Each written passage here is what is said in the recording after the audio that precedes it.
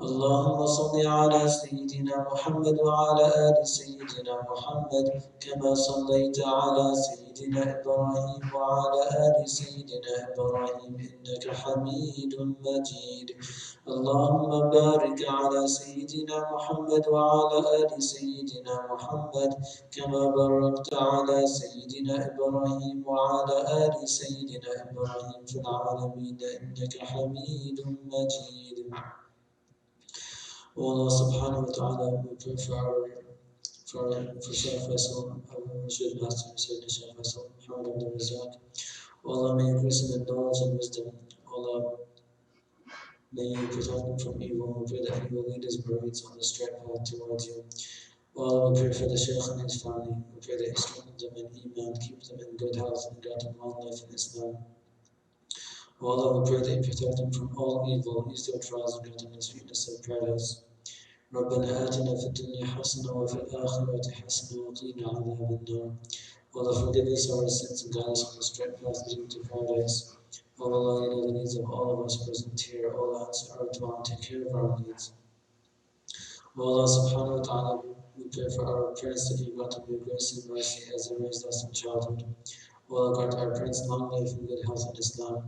O Allah subhanahu wa ta'ala, forgive our parents and grant them paradise. O Allah, for our parents who have passed away and returned to you, O Allah, we beg you to forgive them.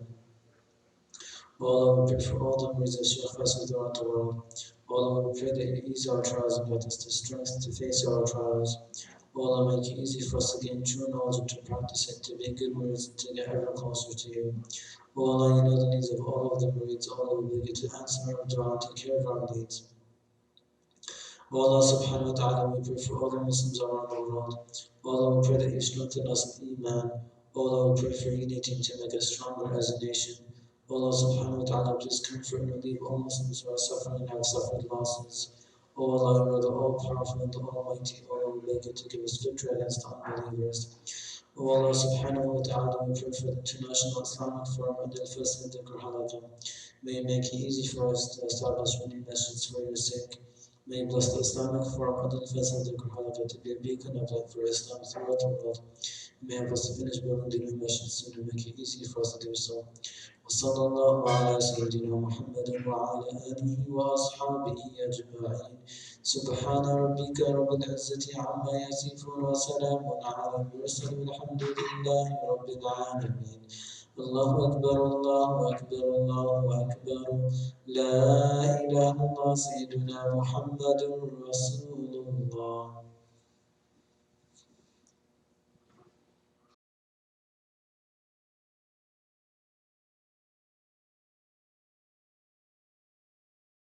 أعوذ بالله السميع العليم من الشيطان الرجيم. بسم الله الرحمن الرحيم.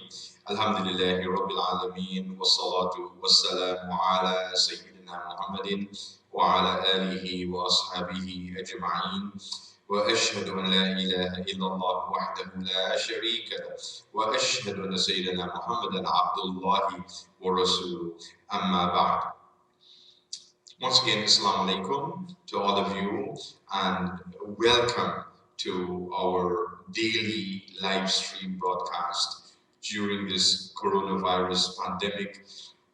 This is a special majlis or session of dhikr and dua to make dua to Allah subhanahu wa ta'ala to protect us from this plague, this pandemic of coronavirus, and keep us safe and secure and protect our families, our relatives, our friends, our loved ones, protect our community, protect the Muslim Ummah, and to remove this plague from humanity, inshallah.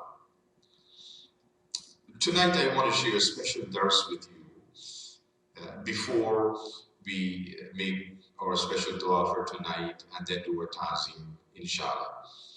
I also want to encourage you to give us a feedback on the quality of the broadcast. Like last night, I think it was, when we were doing the ta'zim, the video wasn't aligned properly.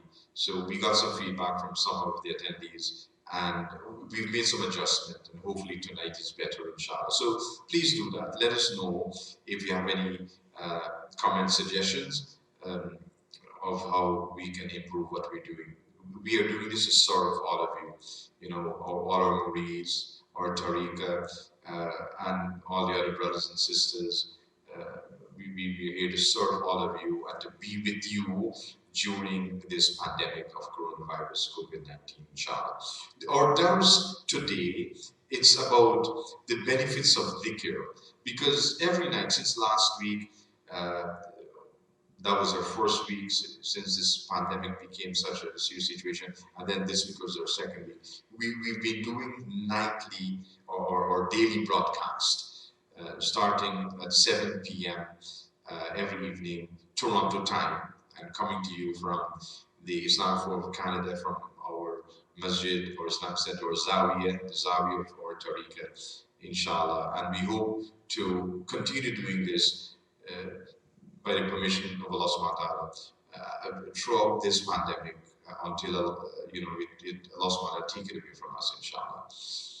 So tonight, after doing so many things every night, I want to share with you a special dars on the benefits of dhikr. And as I said, every night we'll continue with more dhikr. And there are occasions, there's some nights when we'll do some new dhikr, inshallah. We've done so many so far, and inshallah we hope to continue to do that.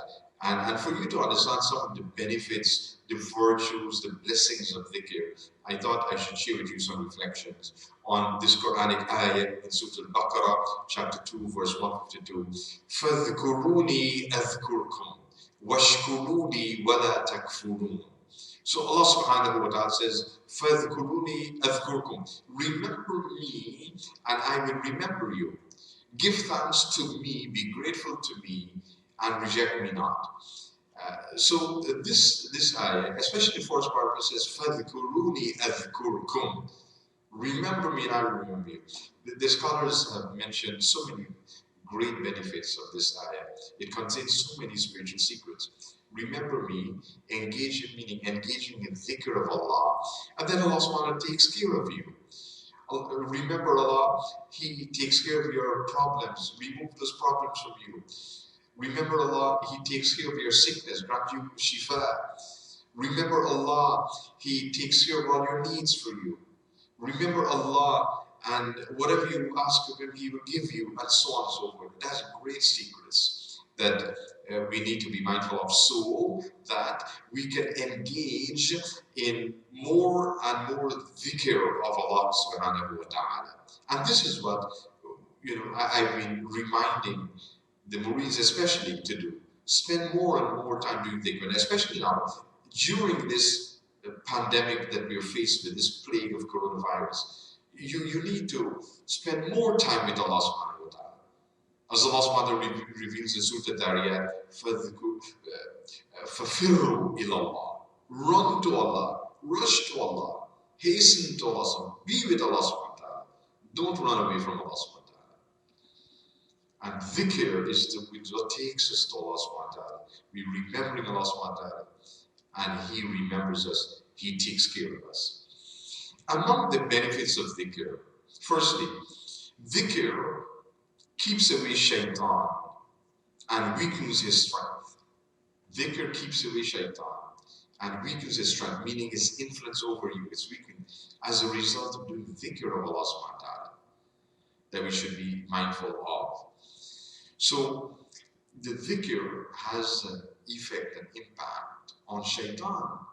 It keeps away, it drives him away, and weakens him. In other words, how he can influence you. The more dhikr you do, the less he can influence you and affect you. And so the Prophet says that when you call the adhan, which we do for the call to prayer, we call the adhan, shaitan runs away. If he's nearby, any evil jinns and so on, you call the adhan, shaitan runs away. So he doesn't hear the adhan. Right? And so I want you to write this down now. Remember, we said before in our previous discussion, every day you should have your notebook and a pen to write things down. So I want you to recite the adhan in your homes often. I mean, for the 5 daily salah, make sure you do it. But even on other occasions, like at night before going to bed, recite the adhan in your home with a niyyah to drive away shaitan, drive away the evil jinns, keep them away. You keep reciting the adhan in your home. At least for a 5 daily prayer, you should do this. And pronounce the iqamah as well, the second call to prayer. You do this, it has a great impact and great effect to drive away shaitan. And one of the wazifa, special dhikr, I want to give to you today to do is to do the khatam of the isti'adha or ta'awudh, which means to say a'udhu billahi minash shaitanir rajim. And that is every day to recite 41 times. 41 times to recite a'udhu billahi minash shaitanir rajim, a'udhu billahi minash shaitanir rajim, a'udhu billahi minash shaitanir rajim, like this. 41. It does take a few minutes, not too long, but it helps to strengthen you spiritually and to keep away shaitan from you, that you should be mindful of. So that's the first benefit I want to share with you. All these dhikr that we're doing every night, how it can benefit you, inshallah. Secondly, dhikr pleases the most merciful one, Almighty Allah subhanahu wa ta'ala. When you do dhikr, you engage in remembrance of Allah. Allah subhanahu wa ta'ala is pleased with you. And imagine how Allah subhanahu wa ta'ala would respond to you, how He would treat you if He's pleased with you. This is a great ni'mah, the ridwan of Allah subhanahu wa ta'ala, the good pleasure of Allah. Allah subhanahu wa ta'ala is pleased with you when you do dhikr. And in all these points are taken from the hadith of the Prophet or from Quranic ayah. So the Prophet says that when you do dhikr, Allah subhanahu wa ta'ala mentions you to those who are with Him. So the hadith, one narration says that when you remember Allah within yourself, like you do silent dhikr, Allah subhanahu wa ta'ala remembers you within Himself. When you do dhikr publicly, like gather together and do dhikr like we're doing now every day in this live stream broadcast, when you do dhikr publicly, Allah subhanahu wa ta'ala remembers you publicly. When you mention, remember Allah, yes, when you remember Allah in a gathering, then Allah subhanahu wa ta'ala remembers you in a better gathering, in the gathering of angels that are with Him. He mentions you, mentions your name. Look what my servant is doing. Allah subhanahu wa ta'ala mentions you when you engage in dhikr of Allah. So Allah subhanahu wa ta'ala is pleased with you when you do dhikr, and therefore He treats you in a special way. Thirdly, dhikr relieves the heart of anxieties and worries. Dhikr relieves the heart of anxieties and worries. Sometimes we are worried about things. We are anxious about situations. And this coronavirus pandemic is one example of this. Subhanallah. People are so worried. People are so scared. Sometimes it paralyzes people and says that they can't do anything. There are cases that maybe you've seen it in the media, on television and so on, of people committing suicide, killing themselves because of this coronavirus situation. It's causing so much anxieties and worries and problems and difficulties. You see so many cases of this now happening in the world, in different countries. People are worried. Dhikr removes those worries, relieve the heart from those anxieties and worries and how you feel inside of you. You can dhikr put the heart at rest. Allah subhanahu wa ta'ala reveals in the Qur'an, أَلَا بِذِكْرِ اللَّهِ تَطْمَئِنُّ الْقُلُوبُ. It is through the dhikr of Allah, the remembrance of Allah, that the hearts are placed at rest, at ease. Yes, subhanAllah, this is what Allah subhanahu wa ta'ala reveals in the Quran. أَلَا بِذِكْرِ اللَّهِ تَطْمَئِنُّ الْقُلُوبُ. There's this feeling of ease and harmony and satisfaction and sakina comes to the heart, comfort comes to the heart, that feeling because of dhikr of Allah. And in this time of this coronavirus pandemic, we need this. We need this great blessing from Allah subhanahu wa ta'ala. And in Hadith Sahih Muslim, the Prophet said that when Allah subhanahu wa ta'ala has groups of angels that roam the face of this earth, looking for people who are doing dhikr. Like when we gather together here in Islam, you're doing dhikr, you are in your homes with your family looking at this broadcast, you're doing dhikr together. The angels come and join this gathering. They join gathering here in our Zawid Islam Forum, and they join you in your homes with your family now. They're with us because we do dhikr of Allah. And then when they find this gathering of dhikr that they're looking for, they call to other angels, come to what you were searching for. And the angels join, and then the angels make dua for you. And one of the things they ask for is this particular sakina, inner peace and felicity and happiness to be with you. The angels make that dua for you. Subhanallah. And the angels are pure, sinless. And when they make dua to Allah subhanahu wa ta'ala, their dua is accepted and make the dua for you. Subhanallah. So dhikr relieves the heart of anxieties and worries. Number 4, dhikr produces joy, happiness, and relief in the heart. So this is a continuation of your point that it relieves the anxieties and worries in your heart, and it replaces that with happiness and joy. That you feel happy as a believer. You know, those believers today, they are not overwhelmed by this pandemic. People are concerned, right enough, as we all should, because people are dying and people are getting affected by this coronavirus and so on. But rather than some people, committing suicide or not wanting to do anything, run away from Allah subhanahu wa ta'ala, run away from God Almighty, don't care about anything like that. The believer is different. The believer, this true mu'min, he or she rushes to Allah subhanahu wa ta'ala, run to Allah, be with Allah subhanahu wa ta'ala. And with that feeling of spirituality now, that spirituality in your heart, the heart is filled with happiness and joy. So it's a blessing for the believer now. The Prophet said, when the plague, the ta'un comes, it is adhab, it is a punishment for some people, but for the believers, it is a mercy and a blessing. And so now, with this lockdown, curfew, and so on, the true believer uses that opportunity to turn to Allah subhanahu wa ta'ala.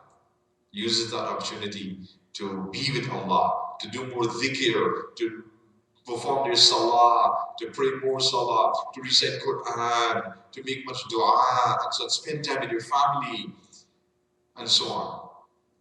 So it's a blessing for them. Now people are at home with their children. Before this lockdown, they were always busy, rushing to work in the morning, hardly seeing their children. Children go to school all day. You come home late. You hardly get to spend time with your children. Everyone is busy.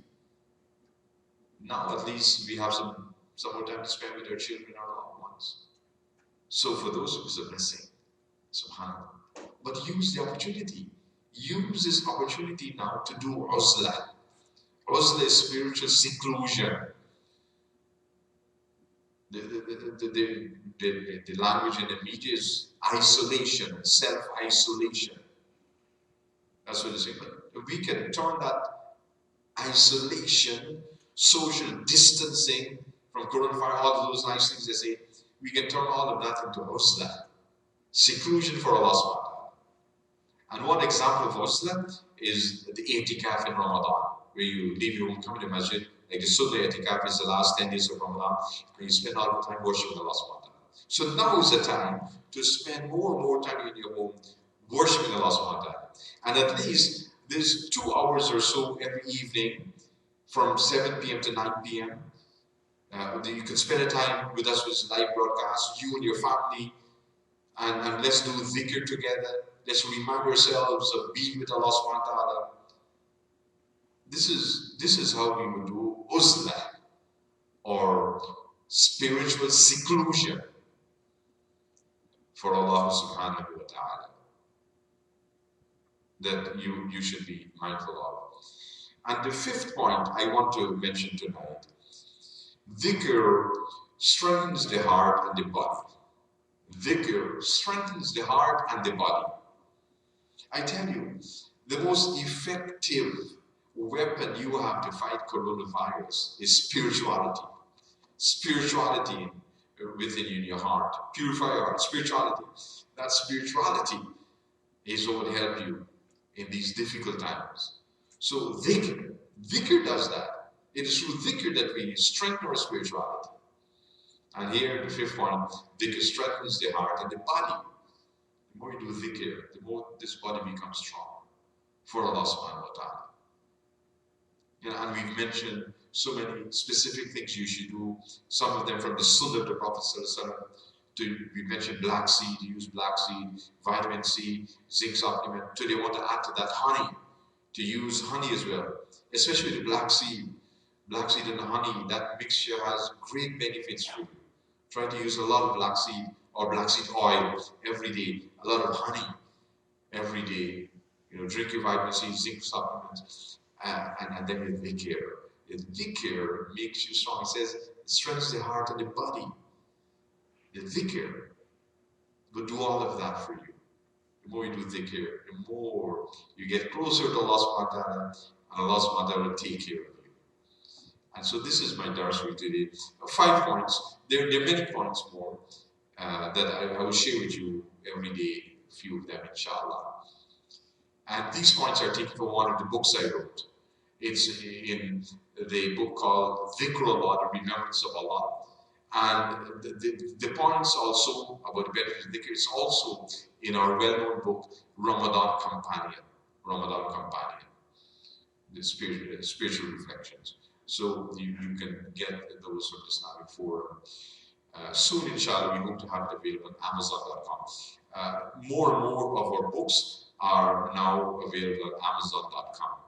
Inshallah, we'll tell you more about that, inshallah. And all of that information we keep posting on the social media pages. This is why at the beginning of our dars tonight, our majlis tonight, I talked about the different links. So hopefully you write it down, inshallah, so that you can be in regular contact with us to see what we're doing, so you can benefit from it, inshallah.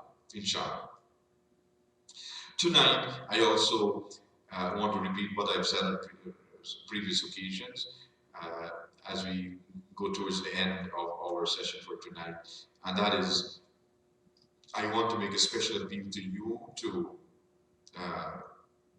support financially the Islam Forum of Canada. We need your financial support, we need your donations,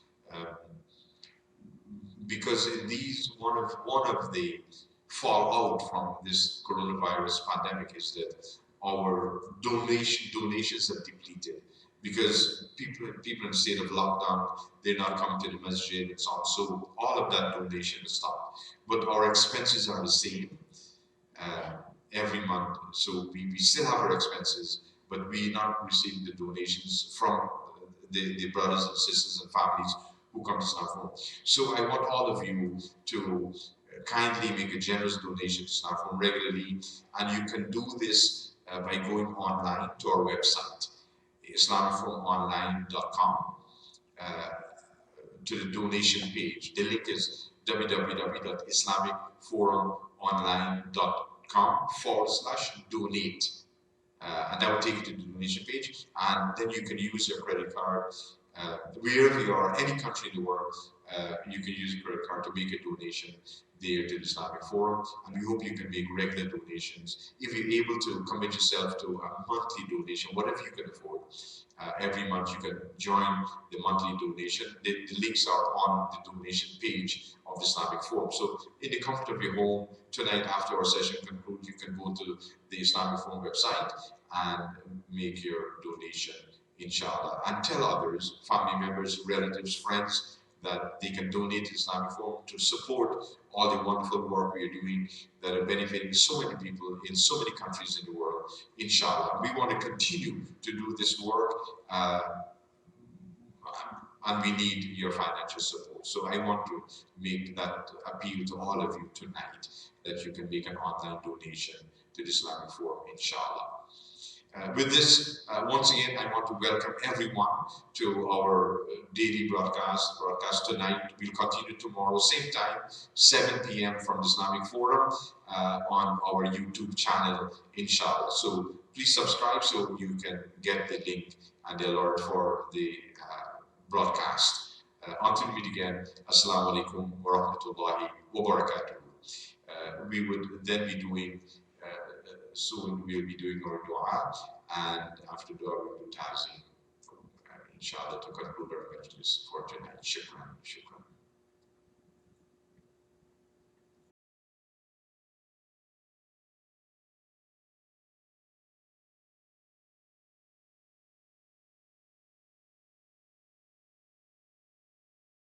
To the concluding part of our program, I want to make the special dua for tonight for protection from coronavirus, and also want to protect us from this plague, and protect our families and our loved ones, protect all our movies, protect our tariqah, protect our Muslim community, protect our Muslim ummah, and remove this plague from humanity. As I've mentioned in our previous sessions, also I would like you to make niyyah in your heart, keep in your heart, whatever you want to ask Allah subhanahu wa ta'ala. For each one of you, you have your own personal dua. Whatever you would want to ask Allah subhanahu wa ta'ala for, keep that in your heart now, and I would include that in my niyyah for all of you, inshallah.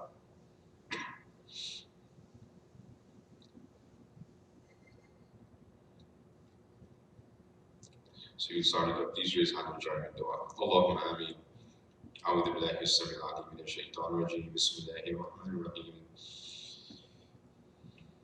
الحمد لله رب العالمين الرحمن الرحيم مالك يوم الدين إياك نعبد وإياك نستعين اهدنا الصراط المستقيم صراط الذين أنعمت عليهم غير المغضوب عليهم ولا الضالين آمين بسم الله الرحمن الرحيم إن الله وملائكته يصلون على النبي يا أيها الذين آمنوا صلوا عليه وسلموا تسليما اللهم صل على سيدنا محمد عبدك ورسولك النبي الأمي وعلى آله وصحبه وسلم تسليما بقدر عظمة ذاتك في كل وقت وحين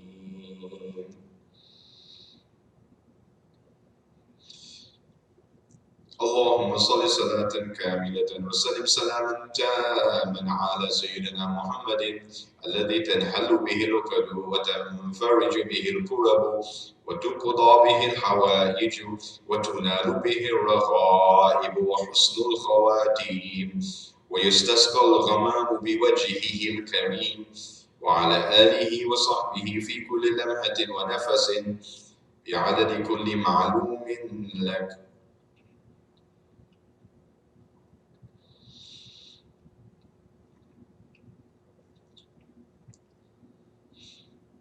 اللهم صل على سيدنا محمد طب القلوب ودوائها وعافية الأبدان وشفائها ونور الأبصار وضيائها وقوت الأرواح وغذائها وعلى آله وصحبه وسلم تسليما كثيرا اللهم صل على سيدنا محمد صلاة تنجينا بها من جميع الأحوال والآفات وتقضي لنا بها جميع الحاجات وتطهرنا بها من جميع السيئات وترفعنا بها عندك أعلى الدرجات وتبلغنا بها أقصى الغايات من جميع الخيرات في الحياة وبعد الممات في الحياة وبعد الممات وعلى آله وصحبه وسلم تسليما كثيرا.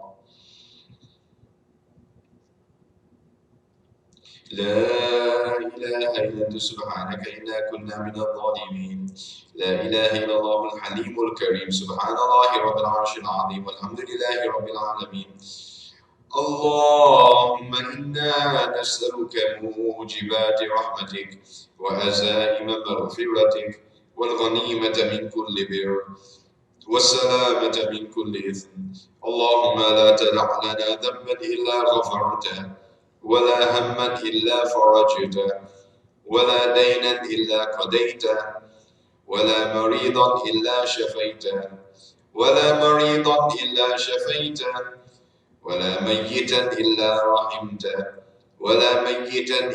رحمته ولا حاجة من حوائج الدنيا والآخرة هي لك رضا إلا قضيتها برحمتك يا أرحم الراحمين.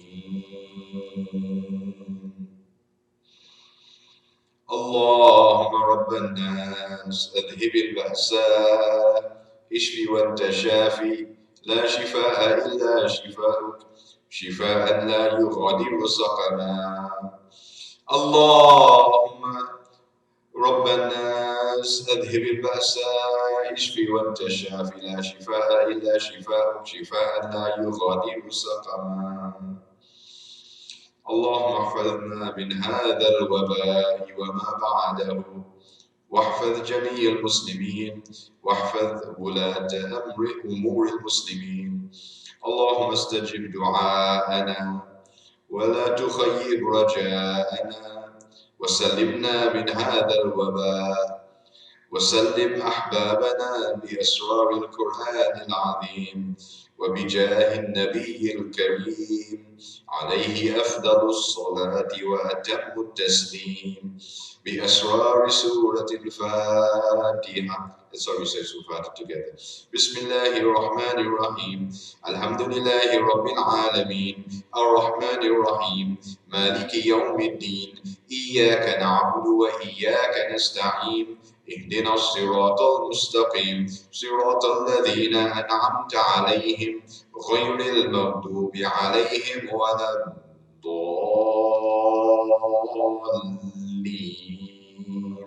آمين.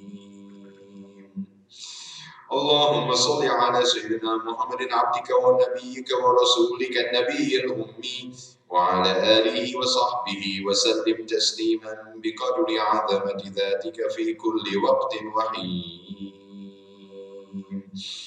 ربنا آتنا في الدنيا حسنة وفي الآخرة حسنة وقنا عذاب النار وادخلنا الجنة مع الأبرار يا عزيز يا غفار يا رب العالمين. ربنا تقبل منا إنك أنت السميع العليم وتب علينا إنك أنت التواب الرحيم. وصلى الله تعالى على سيدنا محمد وعلى آله وأصحابه أجمعين. سبحان ربك رب العزة عما يصفون وسلام على المرسلين والحمد لله رب العالمين. الله أكبر الله أكبر الله أكبر. لا إله إلا الله سيدنا محمد رسول الله. آمين آمين آمين آمين. Alhamdulillah, we thank Allah subhanahu wa ta'ala for His tawfiq, for blessing us to do this special majlis, this special session of dhikr and dua. I want to as part of our concluding remarks for tonight.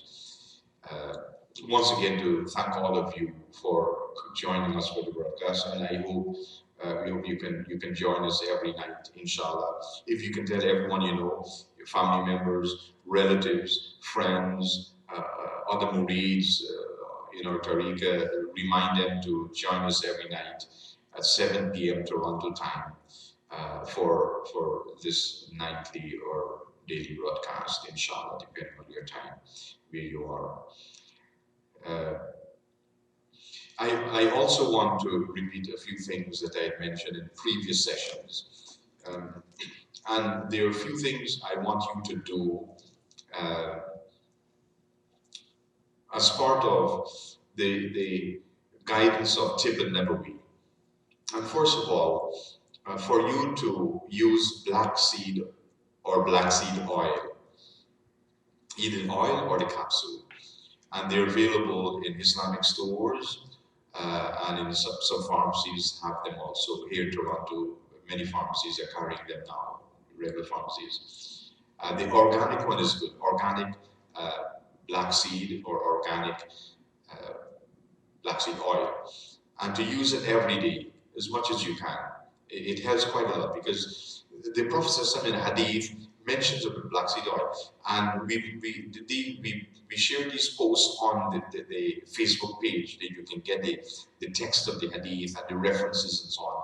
Many of the collectors of Hadith, Imam Bukhari, Imam Tirmidhi, and so on, they've collected these Hadiths that the Prophet mentioned. He says that there's something which is it has a cure for all diseases except death. Habatus Sauda, the black seed, is what the Prophet said. A cure for all diseases except death. Because everyone is dying. Allah subhanahu wa ta'ala says, Kullu nafsin dha'iqatul maut. No one lives forever. Right? So, other than that, it has a cure. So you want to use it as much as possible, inshallah, it would help. It would help. Secondly, for you to use a lot of vitamin C. Use a lot of that every day. You should be using at least 1,000 mg. And there's some tablets from you can get from the health stores and so on. Get a good quality one, good brand name, 1,000 mg. If you get it once, if you don't have that, they have a 500 mg, then you can use 2 of them in the morning, in the evening, whenever you're able to, inshallah. So a lot of vitamin C. And thirdly, zinc supplement. Get zinc supplement and use it, inshallah, as much as you can. So I want to mention those 3 things. Please write it down and use it, inshallah. Now, because of the situation of this coronavirus pandemic and the movement of people are restricted, we're not able to go out, we're not able to mix and so on, no large crowds. And we encourage all of you to follow the rules and regulations of the authorities, the health professionals and so on. And whichever city or country you're living in, follow the rules of that country. Different country have different rules. So make sure you do that. And really just stay safe. Take all necessary precaution so you can stay safe, inshallah. We are making dua and dhikr, yes, but we must also take precautions.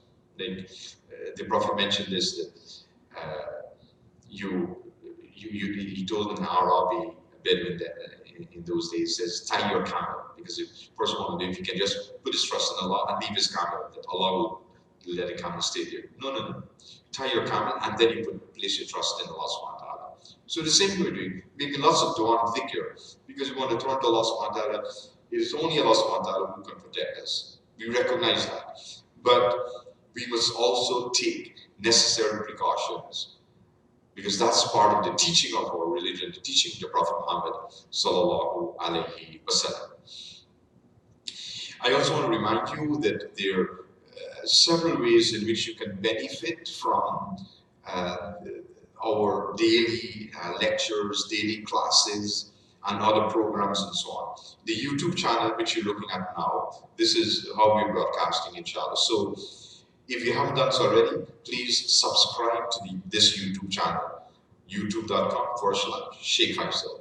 And then next to the subscribe button, there's a bell. Click on that bell and select all for notifications. So then you'll be notified whatever we're doing in terms of live streaming, broadcast, lectures, and so on. And then on the Facebook page, we are sending out every day a very useful post.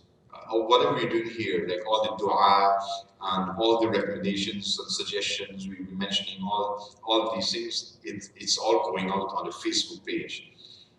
So I want you to go to the Facebook page, facebook.com/Shaykh Faisal.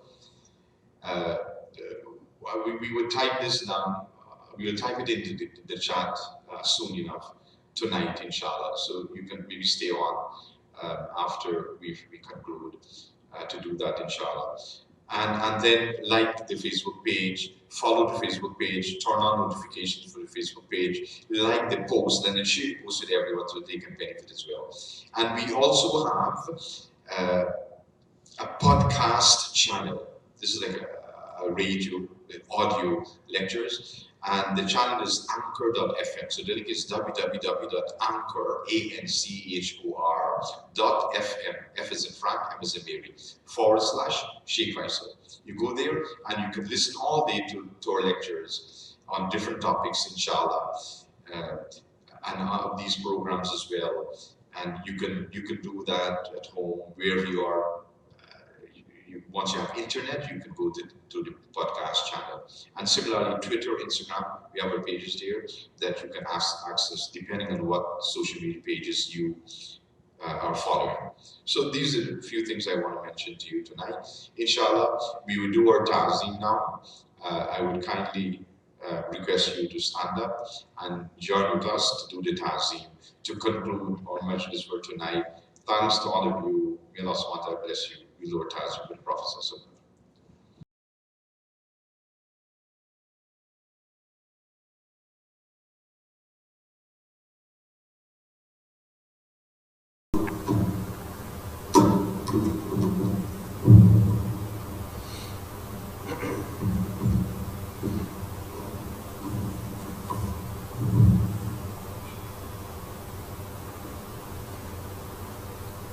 Bismillahirrahmanirrahim. Ya Nabi, salam alayka. Ya Rasul, salam alayka. Ya Habib, salam alayka. Salawatullah alayka. Ya Nabi, salam alayka. Ya Rasul, salam alayka. Ya Habib, salam alayka. Salawatullah alayka. Ashraqal badru alayna wa ikhtafat minhu al-budur mithla husnika ma يا وجه السرور. يا نبي سلام عليك. يا رسول سلام عليك. يا حبيب سلام عليك. صلوات الله عليك. أنت شمس أنت بدر أنت نور فوق نوري. أنت إكسير وغالي. أنت مصباح الصدور. يا نبي سلام عليك. يا رسول سلام عليك. يا حبيب سلام عليك. صلوات الله عليك. يا حبيبي يا محمد. يا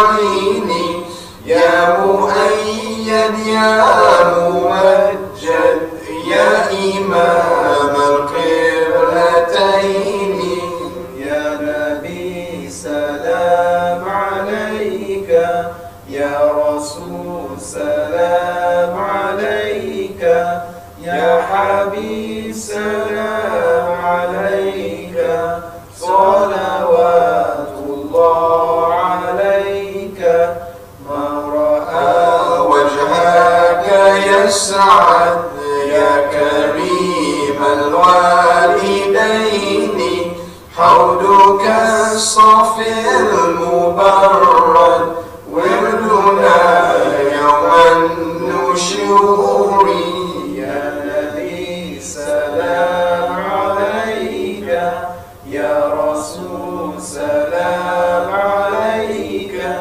يا حبيب سلام عليك صلوات الله عليك ما رأينا عيسى حنت بالسراء إلا إليك والغمامة قد أضلت والملا صلوا عليك يا نبي سلام عليك يا رسول سلام عليك يا حبيب سلام عليك صلوات الله عليك وأتاك العود يبكي وتذلل بين يديك واستجارت يا حبيبي عندك الذبي النفور يا نبي سلام عليك يا رسول سلام عليك يا حبيب سلام عليك صلوات الله عليك يا نبي سلام عليك يا رسول سلام عليك يا حبيب سلام عليك صلوات الله عليك. Inshallah, we will conclude the Fatiha. Please join us. We said Allah subhanahu wa ta'ala grant us tawfiq and kubul and ziyad. Allah subhanahu wa ta'ala accept what we are doing. Allah subhanahu wa ta'ala bless this majlis of dhikr and dua and help us to do more and more. And may Allah subhanahu wa ta'ala guide others that can join us to turn to Him in dhikr and dua. ربنا تقبل منا ربنا بسر الفاتحة بسم الله الرحمن الرحيم الحمد لله رب العالمين الرحمن الرحيم مالك يوم الدين إياك نعبد وإياك نستعين اهدنا الصراط المستقيم صراط الذين أنعمت عليهم غير المغضوب عليهم ولا الضالين آمين آمين آمين. شكرا جزاكم. السلام عليكم ورحمة الله وبركاته.